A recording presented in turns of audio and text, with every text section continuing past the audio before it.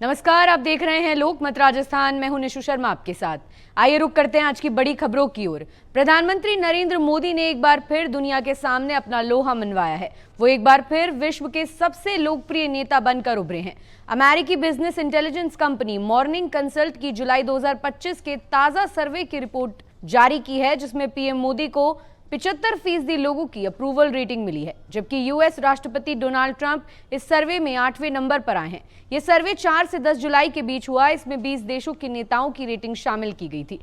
इस लिस्ट में पीएम मोदी के बाद दक्षिण कोरिया के राष्ट्रपति ली जे म्यूंग 59% अप्रूवल रेटिंग के साथ दूसरे स्थान पर रहे, जबकि अमेरिकी राष्ट्रपति डोनाल्ड ट्रंप 45% से भी कम के साथ 8वें स्थान पर हैं। प्रधानमंत्री नरेंद्र मोदी के मालदीव दौरे का आज दूसरा दिन है। पीएम मोदी आज मालदीव के 60वें स्वतंत्रता समारोह में मुख्य अतिथि के रूप में शामिल होंगे। इस दौरान भारत और मालदीव के बीच राजनयिक संबंधों की स्थापना के 60 साल पूरे होने का जश्न भी मनाया जाएगा। 1887 से लेकर 1965 तक मालदीव की विदेश नीति और रक्षा ब्रिटिश कंट्रोल में थी। 26 जुलाई 1965 को उसे पूर्ण स्वतंत्रता मिली। भारत सबसे पहला देश था जिसने मालदीव को मान्यता दी थी।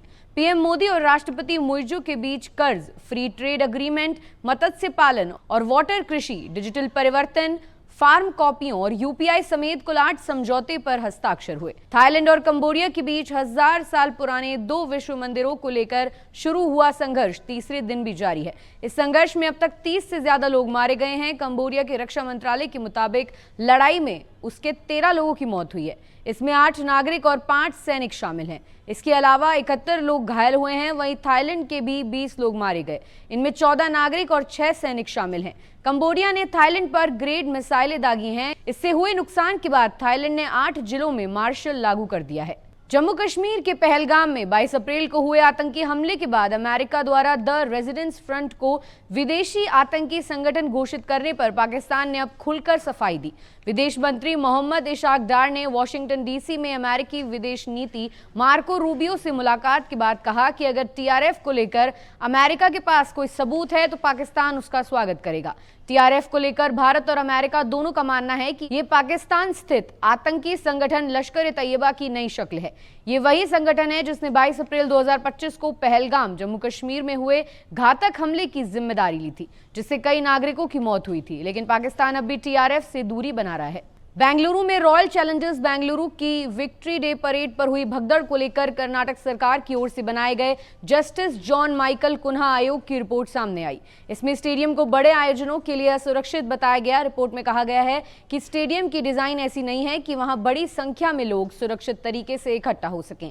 स्टेडियम में भीड़ नियंत्रण, प्रवेश और निकासी व्यवस्था, पार्किंग और इमरजेंसी प्लान जैसी बुनियादी सुविधाओं की गंभीर कमी है। आयोग ने कहा, भविष्य में ऐसे बड़े आयोजन सिर्फ उन स्थानों पर हो जहां अंतर्राष्ट्रीय सुरक्षा मानक पूरे किए जाते हों। साथ ही पुराने स्टेडियमों में जरूरी सुधार के बिना कोई बड़ा आयोजन ना हो। इसके अलावा कमेटी ने आरसीबी फ्रेंचाइजी, उसके इवेंट पार्टनर डीएनए एंटरटेनमेंट और कर्नाटक राज्य क्रिकेट संघ को इस हादसे के लिए जिम्मेदार ठहराया है। कारगिल विजय दिवस के 26 साल पूरे होने पर रक्षा मंत्री राजनाथ सिंह दिल्ली के नेशनल वॉर मेमोरियल पहुंचे। उनके साथ तीनों सेना प्रमुख भी मौजूद रहे। राजनाथ ने शहीद जवानों को श्रद्धांजलि दी। उधर लद्दाख के द्रास में आयोजित कार्यक्रम में 2 केंद्रीय मंत्री मनसुख मांडविया और संजय सेठ ने हिस्सा लिया। मंत्रियों ने 1999 की लड़ाई में शहीद हुए जवानों को श्रद्धांजलि दी, फिर पदयात्रा निकाली। 5 मई 1999 को पाकिस्तान की घुसपैठ के बाद भारत और पाकिस्तान के बीच कारगिल की पहाड़ी चोटियों पर जंग हुई थी। युद्ध करीब 84 दिनों तक चला। 26 जुलाई 1999 को भारत की जीत के साथ युद्ध आधिकारिक तौर पर खत्म हुआ। इसमें भारतीय सैनिकों के बलिदान और वीरता को याद करते हुए हर साल 26 जुलाई को कारगिल विजय दिवस मनाया जाता है। पश्चिम बंगाल के गवर्नर आनंद बोस ने ममता बनर्जी सरकार द्वारा लाए गए अपराजिता बिल को राज्य सरकार को लौटा दिया। राजभवन के सूत्रों के मुताबिक केंद्र सरकार ने इस बिल पर गंभीर आपत्ति जताई है। केंद्र का कहना है कि ये बिल भारतीय न्याय संहिता की कई धाराओं में बदलाव करता है और इसमें दुष्कर्म जैसे अपराधों में बहुत सख्त सजा का प्रावधान है। इस बिल को 6 सितंबर 2024 को राज्यपाल ने राष्ट्रपति के पास भेजा था। हालांकि तभी गवर्नर बोस ने बिल में कई खामियों की बात कही थी। बसपा प्रमुख मायावती ने कांग्रेस और राहुल गांधी पर निशाना साधा। उन्होंने अपने एक्स अकाउंट पर लिखा, लोकसभा में नेता प्रतिपक्ष का ये स्वीकार करना कि देश के विशाल आबादी वाले अन्य पिछड़े वर्ग समाज के लोगों की राजनीतिक और आर्थिक आशा, आकांक्षा और आरक्षण सहित उन्हें उनका संवैधानिक हक दिलाने के मामलों में कांग्रेस पार्टी खरी व विश्वास पात्र नहीं रही, ये कोई नई बात नहीं है, बल्कि ये दिल में कुछ और, जुबान पर कुछ और जैसी स्वार्थ की राजनीति जैसा लगती है।